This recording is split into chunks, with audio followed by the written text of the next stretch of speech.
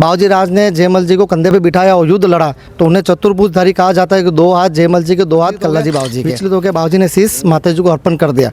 माता जी ने खुश होकर वापिस बाबूजी को जीवन दान दिया। 3 दिन तक बिना शेष के उन्होंने रणभूमि पर युद्ध लड़ा और वचन के खातिर बिना शेष 180 किलोमीटर दूर वो रहने लगे। लगभग 700 से ज़्यादा गादियाँ पूरे भारतवर्ष में, और ये तो देखो सनातन का परचम है। और अब तो कलयुग है, तो देवी देवता को उद्भवन हो गई है जगह जगह।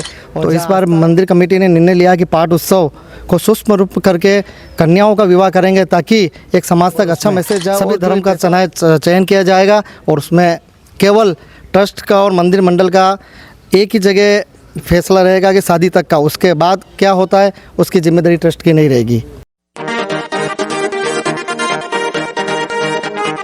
मुख्य रूप से कल्ला जी राठौड़ जो स्थानक के बारे में आप उदयपुर में विराजते हैं, राजसमंद में भी जो इसके बारे में थोड़ा सा देखिए। कल्ला जी राठौड़ का इतिहास किया जाए, कल्ला जी राठौड़ का जन्म मेड़ता सिटी अजमेर के पास हुआ था 1601 ईस्वी में।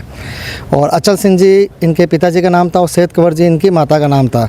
जयमल जी इनके ताऊजी थे और मीराबाई इनकी बुआ जी थी। इतिहास बहुत बड़ा है, कहूँगा तो घंटों लग जाएंगे। शॉर्ट में कहता हूँ कि मेड़ता में जब मुग़लों ने कब्जा कर लिया था, तब जयमल जी कल्ला जी राठौड़ को लेकर चित्तौड़ प्रस्थान कर गए थे। वहाँ पे उदय सिंह जी ने जयमल जी को सेनापति घोषित कर दिया था और बाबूजी राज को रनेला का जागीरदार घोषित किया था। युद्ध हुआ, अकबर ने चित्तौड़ पर हमला किया, तब वहाँ से संदेश आया था रनेला पे। तब बाबूजी राज गए हुए थे शादी के लिए। वहाँ जैसे तोरण मारा, वहाँ से परवाना आया कि यहाँ पे मुग़लों ने हमला कर दिया, आप तुरंत ही चित्तौड़ पधारिए।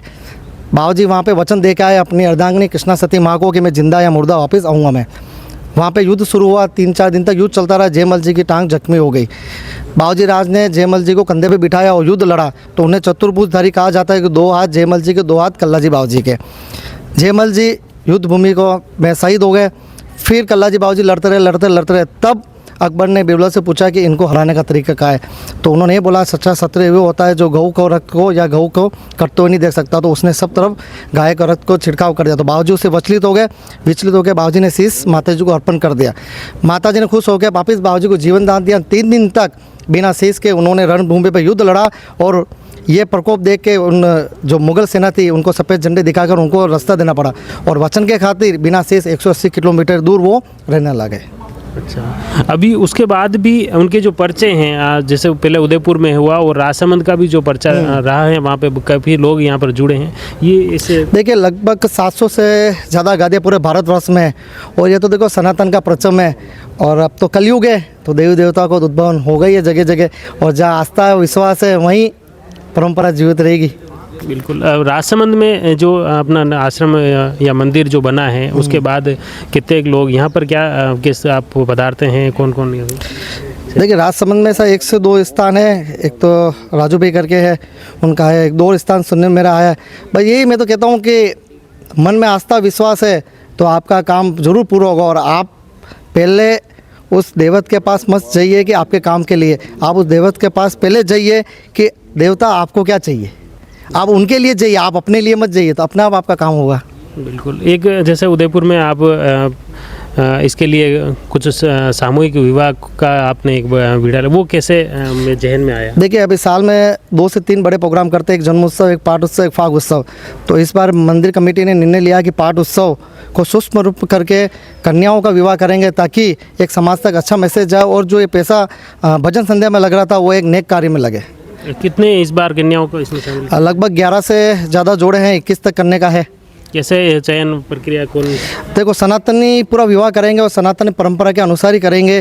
किसी प्रकार का कोई भी फिल्मी गाना नहीं लगाएंगे, बारात निकालेंगे वो भी पूरी सनातन परंपरा से, और मन संतों को बुलाया जाएगा, उनके सानिध्य में पूरा ये प्रोग्राम किया जाएगा।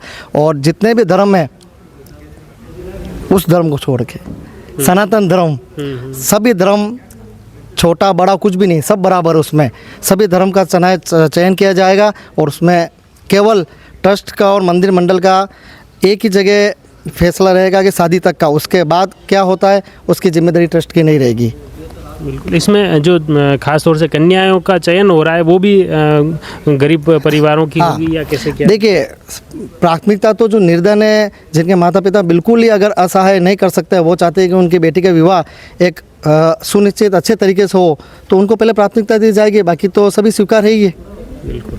बहुत बहुत धन्यवाद। मुख्य रूप से हेमंत जी जोशी ने देखा आपने न सिर्फ हिंदू समाज को लेकर इन्होंने स्पष्ट तौर पर कहा है, बल्कि सनातन धर्म और अपनी संस्कृति, अपनी परंपराएं और इसको लेकर भी कहीं ना कहीं आम लोगों को जागृत होने की ज़रूरत है, समझने की ज़रूरत है कि किस तरह आज जो हालात अपने समाज में बन रही हैं, किस तरह से इन विकृतियों को दूर किया जाए, किस तरह से आज पूरे समाज को जागृत किया जाए। इसके लिए न सिर्फ पूरे समाज का बल्कि खुद को, अपने परिवार, अपने घर से इसकी शुरुआत करनी होगी। जुड़ी रहिए जयवर्धन न्यूज़ के साथ। धन्यवाद।